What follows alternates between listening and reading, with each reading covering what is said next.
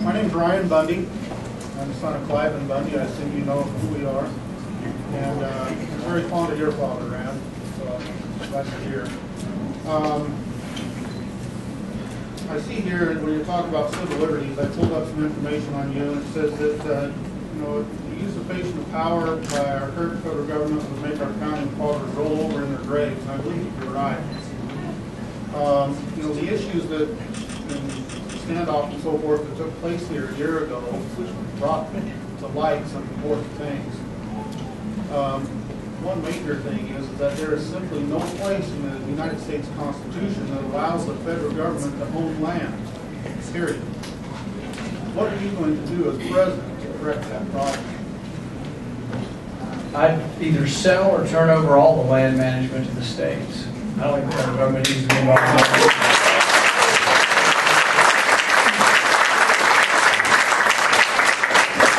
The biggest revenue raisers for the Treasury back in like the 1830s, 1840s was selling Western land. That's how a lot of our ancestors got here, is through land sales. And it was pretty cheap to buy land from the federal government.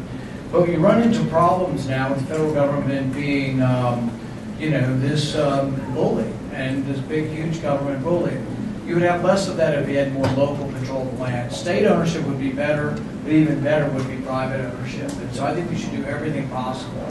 Like all of the stuff that you had to deal with the grouse or the prairie chicken or the bigger chicken, the lesser chicken, and all that stuff. You wouldn't have that problem if you were dealing with it locally, because what you would decide is, well, yeah, we want to preserve nature, but we also want to preserve jobs and the economy, and there would be a balance.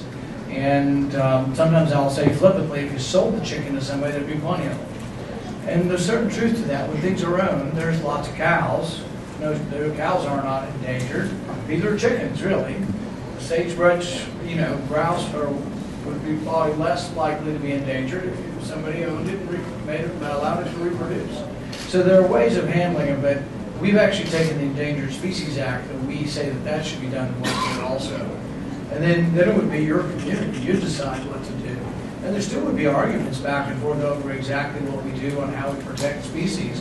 But we just went crazy on all this stuff. In Kentucky, we have the pocketbook mussel. And so there was a little tiny town, and when it rained, their sewage plant was small enough that the raw sewage would go into the lake. Well, nobody wanted that. I don't care whether you're Republican or Democrat. Nobody wants sewage in the lake. So they said, we're going to build a bigger sewage plant. The federal government came and said, oh, no, you don't. We need to find out whether the bigger sewage plant, how it will affect the pocketbook mussel that grows in the lake. And it's like, we're trying to prevent stuff from going in the lake. But they ended up spending $100,000, this tiny little town that had no money, on a consultant to count the sagebrush, the pocketbook mussel. Then they found an arrowhead, and then they had to do an archaeological dig. So the government's gone way too far. I'll tell you one other story about what the government's done and how the government can really be a bully. Robert Lucas was a landowner in the southern part of Mississippi. He was developing lots, and he decided to put dirt on his lots to improve the elevation of the lots. The government came and said, oh no, it's a wetland. And he said, well, there's no water. There's 300 different ways that the government can tell you have a wetland. 300 different plants that they can look for. They can take a soil sample and measure the percentage of water in the soil. They don't have to see water for it to be a wetland. They also can turn leaves over. If the leaves are black on the bottom, you might have a wetland. So here's the problem. The government took something reasonable, and I'm not against all government regulations. There was a Clean Water Act in the 70s that says you can't discharge pollutants into a navigable stream. Well, I don't want people dumping benzene into Lake Tahoe or the Mississippi River. Most of us don't want that. But the thing is, over time, they define dirt as a pollutant, and your backyard as a navigable stream.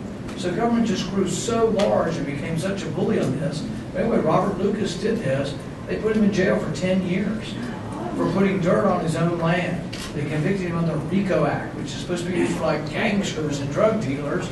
His daughter was 43, had never ever committed any crime, a speeding ticket, had a 2-year-old daughter at home. She got 84 months in jail. They let her out after 26 months, and over 2 years in prison for just trying to sell lots and be an entrepreneur in our country. So we have gone way too far, and it is time that we stand up in a legal fashion, but can stand up and let's say enough's enough, let's elect people who will get the government off our back.